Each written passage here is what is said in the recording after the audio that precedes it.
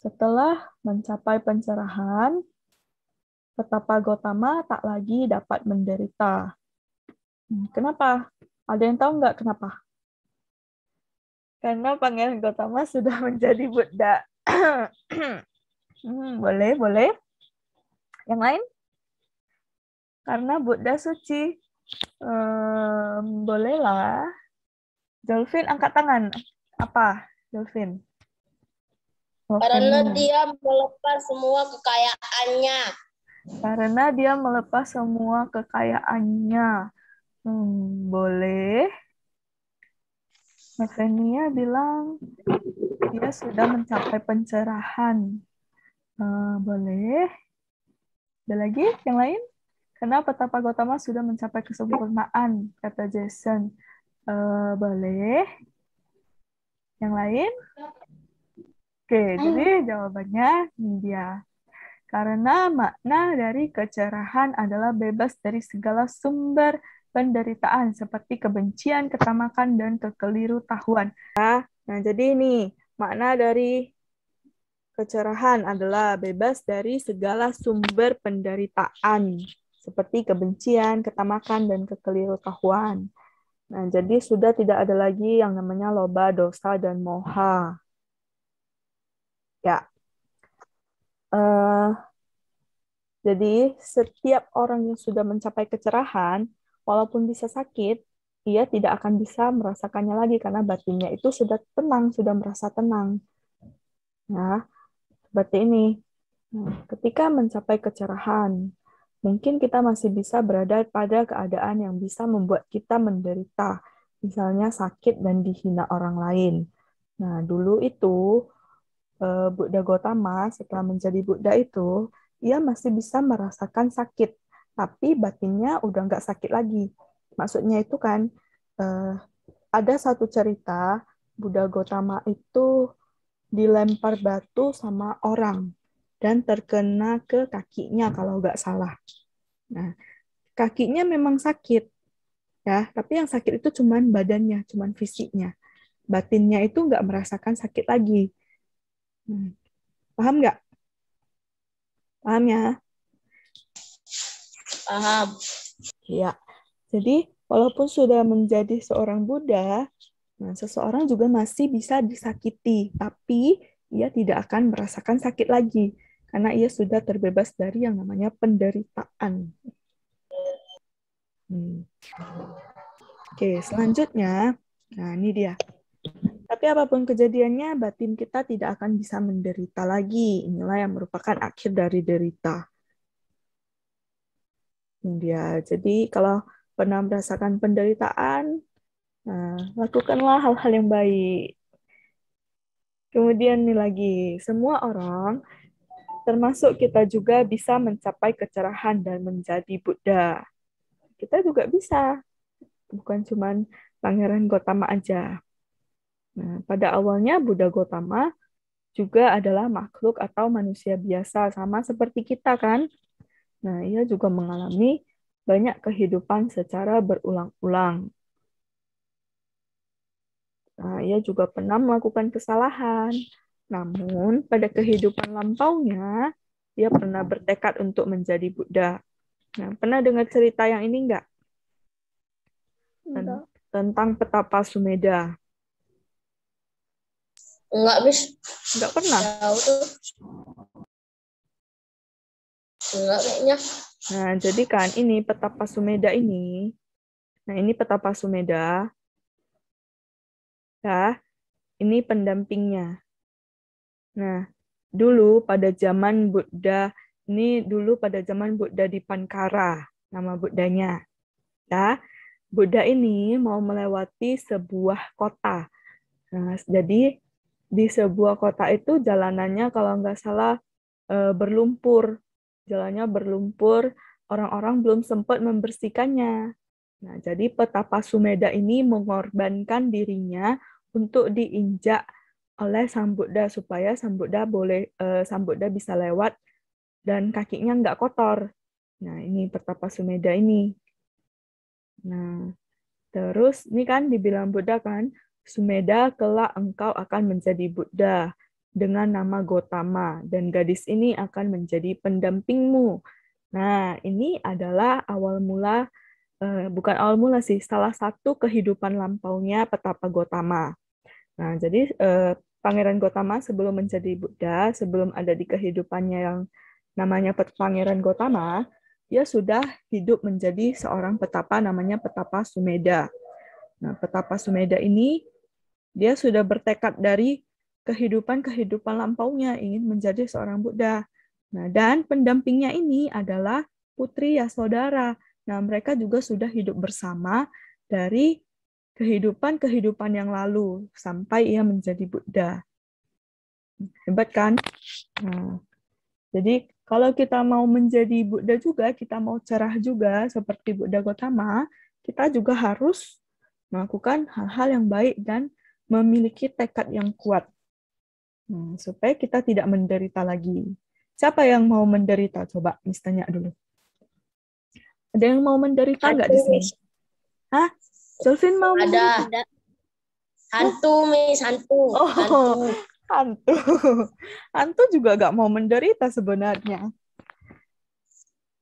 Iya, sebenarnya hantu juga nggak mau menderita. Cuman karena mereka melakukan hal-hal yang buruk, ya mereka harus menerima karma buruk mereka. Gitu. Miss, ini balik jam chatnya tanya-tanya aja, Miss. Ya, nanti Miss matiin chatnya loh. Jangan chat yang aneh-aneh Bisa. ya. Hmm? Bisa, Miss. Ditutupin, Miss. Bisa? Mau? Enggak. Oke, kita lanjut ya. Pangeran Gotama dulu juga pernah menjadi seekor kelinci, pernah menjadi seekor monyet, pernah menjadi manusia biasa. Nah, itulah kehidupan berulang-ulang, tergantung karma yang kita perbuat. Oke, lanjut. Ya.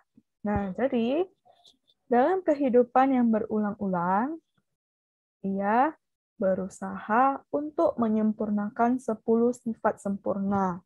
Nah, 10 sifat sempurna ini akan kita pelajari minggu depan. Nih, 10 sifat sempurna itu terdiri dari nih, dharma, kebajikan, pelepasan, bijaksana, daya upaya, kesabaran, kejujuran, keteguhan, cinta kasih, dan tenang seimbang. Nah, kalau sudah bisa menjalankan semua ini, nah, maka seseorang akan menjadi cerah. Seorang tidak akan mudah menderita lagi. Minimal ada beberapa yang kamu lakukan saja, kamu pasti tidak akan merasakan penderitaan lagi. Nah, misalnya nih, Miss kasih contoh yang kesabaran. Nah, kalau kamu sering dihina, diejek orang lain, tapi kalau kamu sabar saja dan tidak membalas orang itu, kamu nggak akan menderita. Benar nggak? Benar ya? Iya. Benar. Jadi kalau orang mau berbuat jahat sama kita, ya udah biarin aja. Itu kan karma buruk dia, bukan karma buruk kita. Yang penting kita tetap tenang, tetap sabar, dan tidak membalas mereka. Oke. Selanjutnya, ini dia. Kita juga bisa menjadi Buddha dengan mengembangkan 10 sifat sempurna yang tadi Miss katakan. Oke. Nah, ini dia. Dhamma adalah kebahagiaan sejati. Inilah jalan menuju akhir dari penderitaan. Perjuangan Buddha Gotama dari seorang pangeran hingga menjadi Buddha juga tidak gampang loh. Nah, ia telah mengorbankan dan melewati banyak hal yang sulit. Benar kan? Banyak hal yang sulit yang harus dikorbankan demi menyelamatkan kita semua. Jadi semua hal ini bukanlah hal yang mudah bagi seorang pangeran yang terbiasa akan hidup mewah. Ya kan?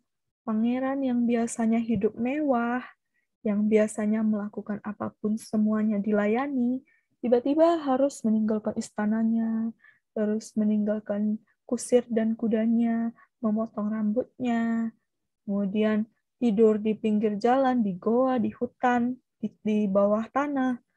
Pasti sulit kan bagi seorang pangeran kan? Jangankan pangeran, kita saja sulit kalau disuruh kayak gitu. Ada yang mau? Ada yang mau lepaskan semua pakaiannya, pakai jubah, tinggal di hutan, mau nggak? Kak Miss. Enggak ya. Tuh makanya. Jadi pengorbanannya Petapa Gotama ini sampai menjadi seorang Buddha ini sangat sangat besar dan sangat berat. Nah, lalu mengapa ia tetap melakukannya? Karena itu tadi, semua ini karena Buddha ingin mencari jalan akhir derita bagi semua makhluk. Supaya semua makhluk tidak menderita lagi. Buddha Gotama menemukan ajarannya. Ajarannya itu disebut Dhamma. Nah, Dhamma inilah yang diajarkan kepada kita. Miss, Dharma itu apa? Kata Angeline. Dharma itu sama dengan dana.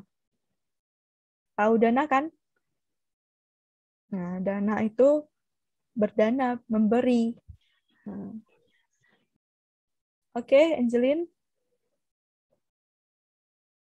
Ya, Miss. Oke. Miss, kalau daya upaya itu apa? Daya upaya itu sama seperti semangat.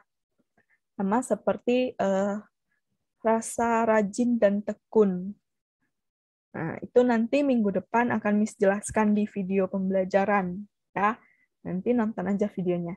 Nanti ada nyanyi-nyanyi juga di videonya. Oke?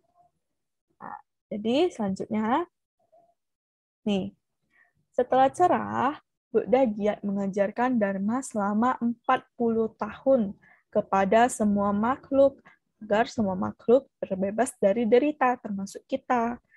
Nah, jadi selama 40 tahun ini, Buddha membabarkan Dhamma kepada banyak sekali orang. Bukan cuma manusia aja, tapi para dewa, para hewan-hewan yang ada di hutan, semua juga diajarkan Dhamma oleh Sang Buddha. Nah, lalu setelah mengajarkan Dhammanya, banyak orang-orang yang menjadi suci karena mendengar ajaran dari Buddha Gotama. Nah, termasuk orang tuanya dulu, orang tua dan keluarganya, ya kan? Raja Sudodana. Nah, semuanya juga ikut menjadi orang suci. Selanjutnya,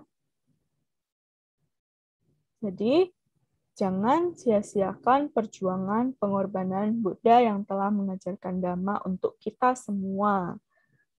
Jadi kita juga harus menghargai dan melaksanakan apa yang sudah diajarkan oleh Buddha Gotama.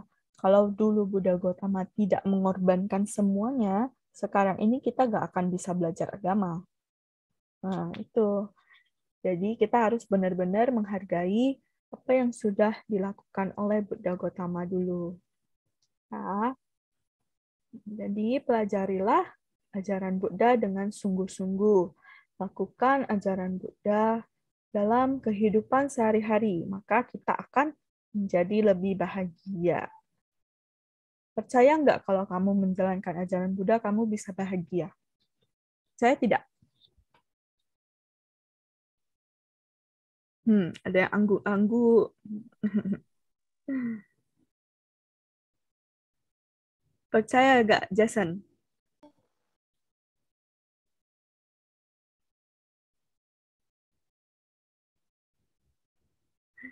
Percaya. Oke. Percaya, Miss.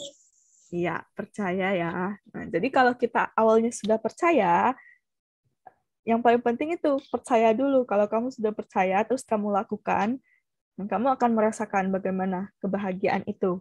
Bagaimana rasanya menjalankan ajaran Buddha dengan sungguh-sungguh. Tapi ingat ya, harus sungguh-sungguh. Jangan karena nanti misalnya kamu percaya atau enggak, kamu pasti bisa bahagia. Jangan karena Miss ngomong kayak gitu, kamu jadi langsung berpikir seperti ini. Aku mau jalankan ajaran Buddha supaya aku bahagia lah. Nah, nggak boleh berpikir seperti itu ya. Tapi dijalani aja. Dijalani aja ya. Nah. Oke.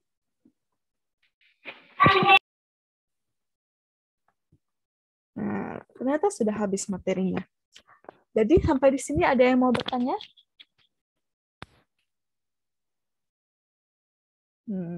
geleng-geleng semua.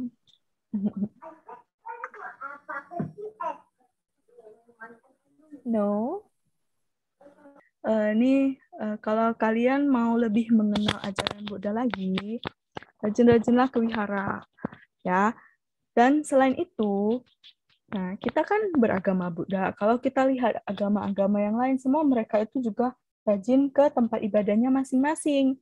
Nah, kita sebagai seseorang yang beragama Buddha juga haruslah mulai tanamkan kepada diri kita sendiri, kita harus rajin ke wihara.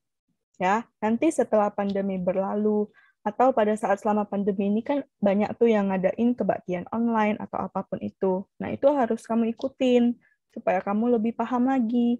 Nah, jadi jangan cuma sekedar saya beragama Buddha, tapi kalau ditanya apa itu agama Buddha, saya tidak tahu apa itu agama Buddha. Nah, kan malu kan?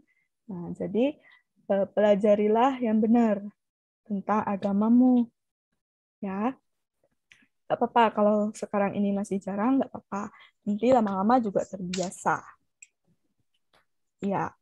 Nah, kemudian, ya, oke, waktu kita juga udah mau habis ternyata. Oke ya, sampai di sini udah paham ya? Udah. Udah, Miss. Oke. Udah, Miss.